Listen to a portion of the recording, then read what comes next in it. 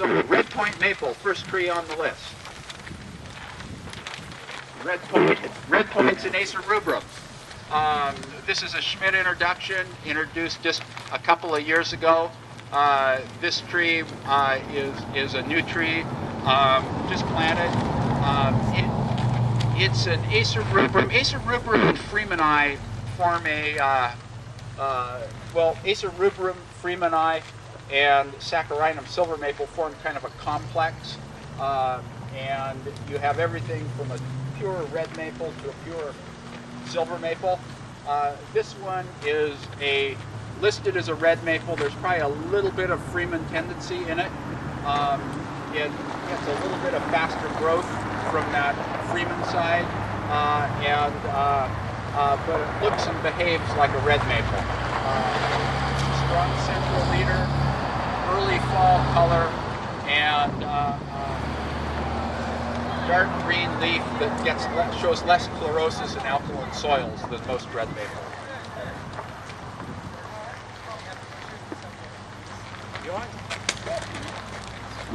Working. Yep. Working, sort of working.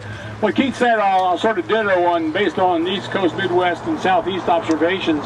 And I don't know if Hillary, I saw Hillary at the talk. If Hillary come out, Hillary Barber? But John Barber is about 100, got a large nursery, field grown nursery, about 120 miles, 100 miles south of Atlanta in Hawkinsville. And they've had Redpointe for several years in the field. It colors in Georgia about 2 weeks earlier, 10 days earlier in October Glory. And the best thing about it, it takes the heat. So if any of you, in this kind of year we've had up and down the East Coast, somebody said, well, I live in New York City. Well, New York City wasn't any better than Atlanta, Georgia for a long period of this year.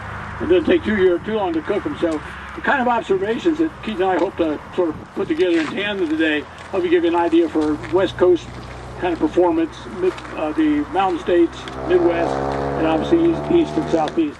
So it looks like a good tree. Another bit. The red maple, I was out here 2 years ago. We're tree buddies, by the way. We're in the field. I said, how many red maples are you testing? This is testing. And he said, about 100.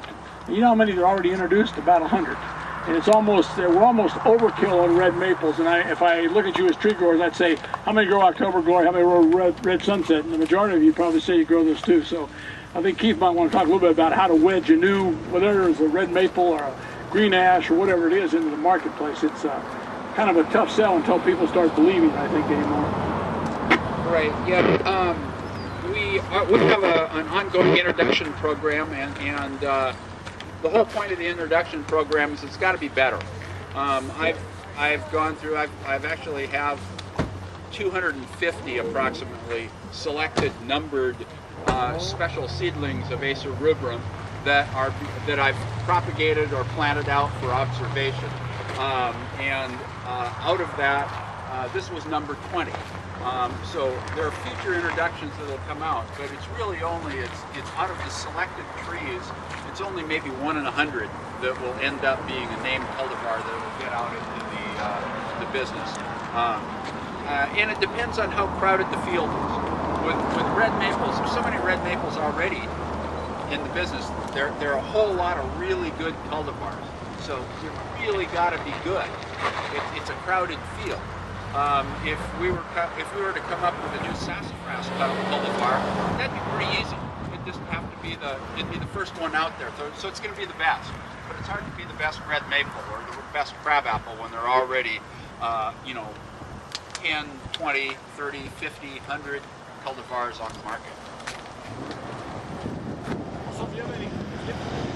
Well, if you have any comments individually or collectively, shoot them at us. We'd like to hear. Keith and I go back and forth a lot, just talk about, as I said, performance east and west, and what we think makes a good tree. And if you have thoughts, we'd like to hear about it.